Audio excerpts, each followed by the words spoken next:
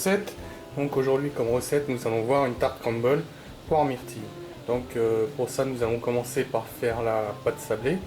Donc il nous faudra 250 g de farine, 100 g de sucre, 150 g de beurre, 35 g de poudre d'amande, un œuf. Voilà. Allez, c'est parti. Alors on va tout d'abord commencer par mélanger la farine, la poudre d'amande, le sucre et le beurre.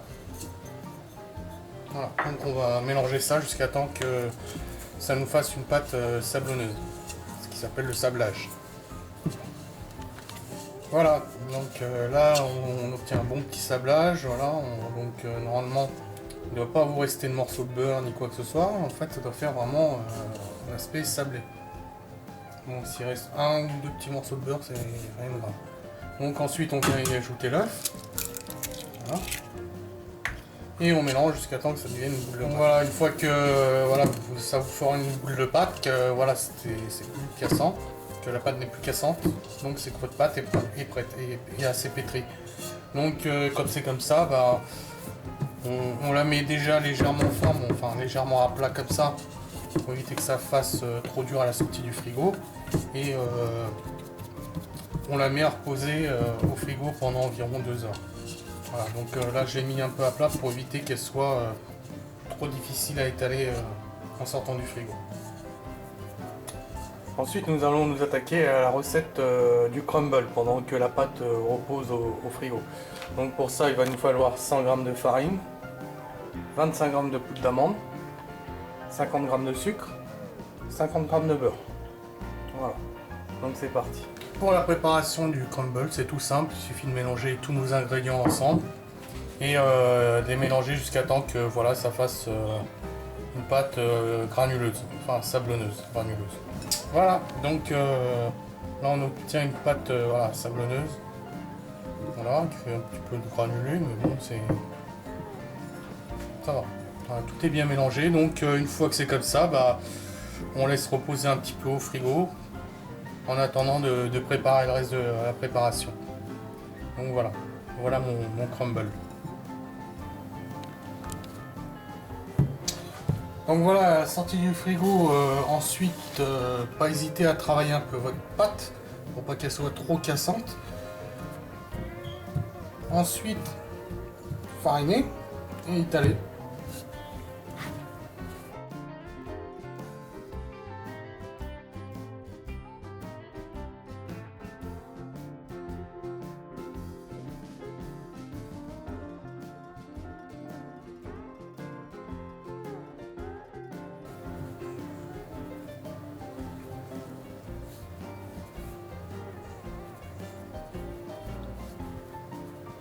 Voilà, donc pas étaler trop fin, parce que sinon avec le jus des poires et des myrtilles, votre pâte va ramollir trop vite et ça va être trop cassant.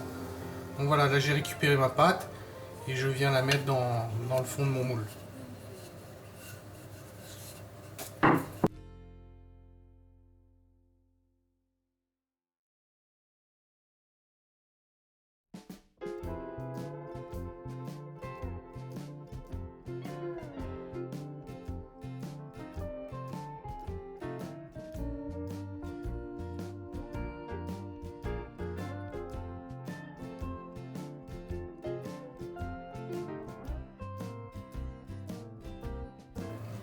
Voilà, mon fond de tarte est prêt. Maintenant, on va pouvoir s'attaquer aux fruits, enfin aux poires.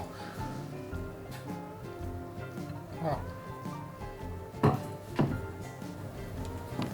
Donc là, je vais éplucher mes poires. Le mieux, c'est d'avoir la poire William. C'est celle que, voilà, qui est le mieux pour ce type de recette, enfin pour des tartes.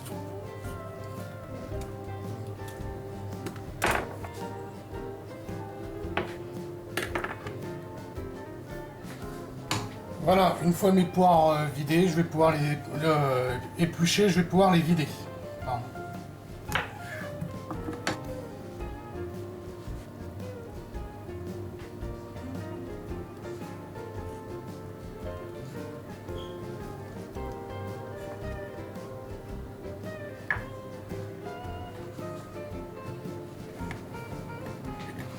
Une fois les poires épluchées, je vais les découper comme ça en quartiers.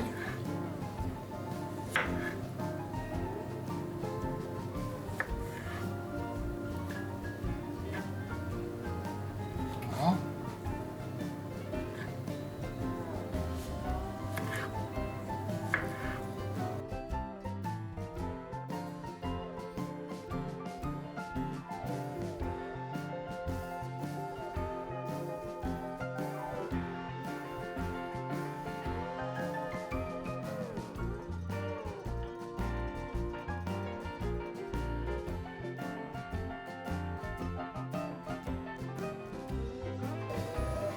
Et ensuite, je viens les disposer au fond de mon moule.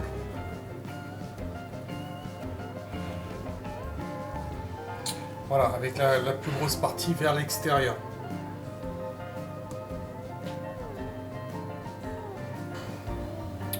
Une fois toutes mes poires disposées, je vais pouvoir ajouter les myrtilles par-dessus. Donc j'ai mis mes poires en premier parce que comme ça, elles vont absorber le jus de la myrtille. Donc voilà, c'est vraiment pour que les poires soient imprégnées du jus de la myrtille. Donc bien sûr, voilà, j'ai mis mon four à préchauffer à 180 degrés avant de commencer à éplucher mes poires. Après c'est pas grave, hein, si ça reste un peu dehors, c'est pas... Donc là, je vais mettre mes myrtilles, donc faut pas hésiter à en mettre. Hein.